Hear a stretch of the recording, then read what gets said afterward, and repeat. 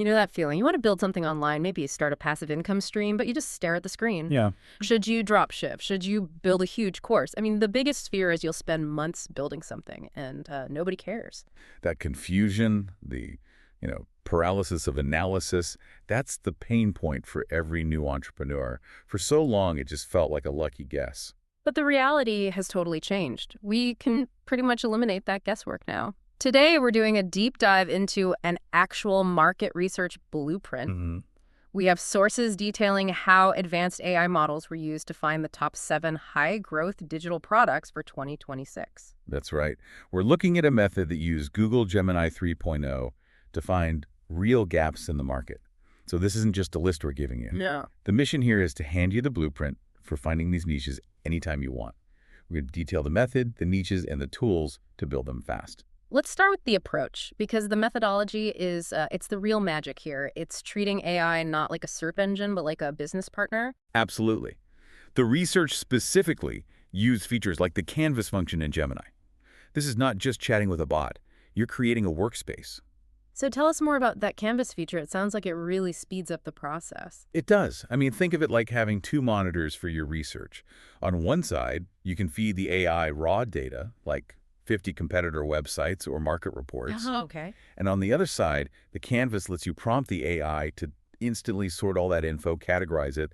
It turns a messy brainstorm into a structured, actionable plan. But all that power is useless without a great question, right? The sources really stressed that prompt quality is everything. Garbage in, garbage out. 100%. The research prompt they used was super specific. It said, analyze current market trends and create a ranked list of 7 digital product categories with the highest growth potential for 2026. But it didn't stop there. Right, it demanded 3 more verification steps. Correct. For each category, it had to give a specific niche example, 2 real independent websites selling that product, and then explain why it was profitable. It forces the AI to build a real business case. And this is where the strategy gets really smart. The prompt told the AI to avoid any Etsy or Amazon links. Why is avoiding the big marketplaces so important here? It's all about structure versus just visibility. I mean, on Etsy, you see one listing, a picture and a price. You don't see the business behind it at all. But when you analyze an independent website, a real brand, you see the whole operation, their homepage, how they get emails, how they bundle products. That's the intelligence you want to model. So analyzing an independent brand gives you the entire business structure, not just a single sale point. Yeah, it's a full blueprint. Exactly. Okay, moving into the results. Let's start at the bottom, number 7, which is a classic product a lot of people probably thought was dead, niche ebooks. Ebooks are not dead. They're just hyper-specialized now. The profit is all about solving one specific problem and doing it fast. Right, so people don't want a book called How to Cook. They want, gluten-free meal prep for busy moms. It's about getting an answer faster than scrolling through 100 blogs. We saw an example of a site that only sold gut health ebooks. That's it. By being that narrow, they build trust and authority, and they can charge more. And it's so much easier to create them now. What are the tools people are using? Tools like Gamma or even Canva can handle the design, make it look professional, and use AI for the outline. You can give it a prompt like, generate a 5-chapter outline for an ebook on indoor herb gardening for beginners, focusing on small apartments. The structure is done in seconds. Coming in at number 6, we have interactive spreadsheets. And this one proves that sometimes the most boring businesses make the most money. That is universally true. Spreadsheets sound, boring, but they're gold mines of convenience. Most people hate setting up complex formulas in Excel or Google Sheets. Oh, yeah. It's tedious. You can make mistakes. Exactly. So if you create a sheet that's already built, you save them a huge headache. Think about landlords. The landlord will happily pay $20, $30 for a pre-built rental property income tracker because the alternative is hours of frustration. It's a no-brainer. And the creation strategy is simple, too. It is. We saw a store making thousands a month just selling wedding budget planners.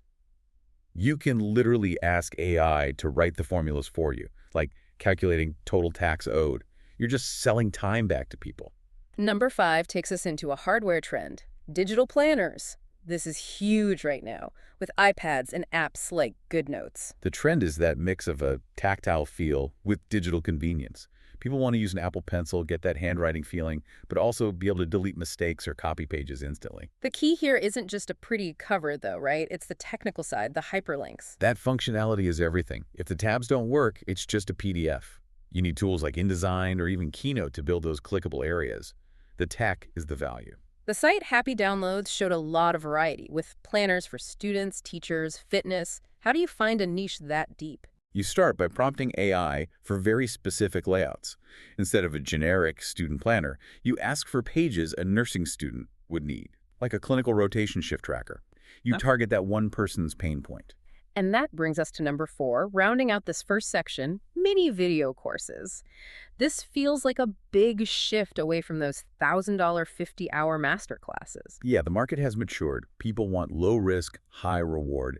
We're talking $20 to $50 for a 1 or 2 hour course that teaches one specific skill. It's an easy spend. The focus is micro skills, so not master photographer, but how to take product photos with your iPhone for your Etsy shop. The promise is tight and actionable. Exactly. The sources mentioned a really successful course on how to use Canva for teachers. The strategy is simple. You record your screen with Loom, host it on Teachable, and just focus on that one promise. Watch this 40-minute video, and you will know how to do X. So for these first 4, which one is the most overlooked niche that's still earning thousands? It's those boring convenience products. Interactive spreadsheets for professionals like landlords or freelancers. The value is immediate, so they sell. We're now shifting into the top 3, and these all lean heavily on the AI frontier. Starting at number 3, prompt packs. Yeah, this product came directly from user frustration. Most people get bad AI results because they use terrible prompts, like write a blog post about dogs. They think the AI is broken. But the problem is the input. Exactly. So the product is selling pre-tested, complex instructions. You're basically selling the code that makes the AI work perfectly on the first try. You're selling efficiency. And the demand is high for business-specific packs, right? Like a real estate agent prompt pack for writing listings. For sure. But, and this is an important challenge, you have to keep them updated. The AI models change. So what happens when the prompts stop working? Well, you're selling expertise, not just text. The strategy has to include updates. You're selling the effort it takes to wrestle with the system to make it sound human. Honestly, I still wrestle with prompt drift myself sometimes. It takes real constant testing to write a prompt that works consistently. So the packaging has to be simple, a PDF or a Notion dashboard with instructions and examples. Yep, keep it simple and focused on the result. Moving on to number 2, short-form video assets. This is all driven by one thing. Video is eating the internet. Right. TikTok, Reels, Shorts. Every business feels like they need to post daily, but they can't afford a film crew. They're just tired of the content treadmill. So the product is selling aesthetic, soundless, 5 to 10-second stock clips, coffee pouring, someone typing. This is what people call faceless content. Whoa. Just imagine the sheer scale of content needed when every single small business and creator needs a daily feed just to stay relevant. The demand is massive and repeatable. And the money is in the subscription model. Precisely. A site like Social Stocks works because it gives unlimited access to themed clips. You can focus on an aesthetic like dark academia or luxury business and sell all the B-roll for that style. It turns a daily chore into a simple drag and drop. Which brings us to number 1, the biggest opportunity for 2026, pre-built AI agents. Okay, this is where the future is. We have to be crystal clear on the definition here. We need to separate a chatbot from an AI agent. Right, a chatbot just talks to you. An AI agent, on the other hand, it does work for you. Go ahead, define agent. An agent is basically a robot employee. It performs specific multi-step tasks. It doesn't just talk, it takes action. It reads an email, drafts a reply, adds an event to your calendar, and then archives the email. And this is why it's number 1. The return on investment is huge. Hiring a human for customer support costs thousands a month. An AI agent for basic questions might cost $50. The demand for that kind of automation is just exploding. We're seeing lead generation agents that search LinkedIn for you, or customer service agents for Shopify that handle returns automatically. That sounds incredibly complex, though. If cost savings is the driver, how does a beginner start building an agent without knowing how to code? You start with no-code tools, things like Zapier, Make.com. They let you link apps together with a visual workflow. You don't write code, you just connect the dots. So give us a simple example of a logic flow a beginner could build. Okay, simple goal: organize invoices. The logic flow is, if an email arrives and the subject line contained invoice, then save the PDF to a Google Drive folder, A&D log the vendor, and amount in a Google Sheet. That's an agent. It automates a tedious chore. That is powerful, and the value is so clear.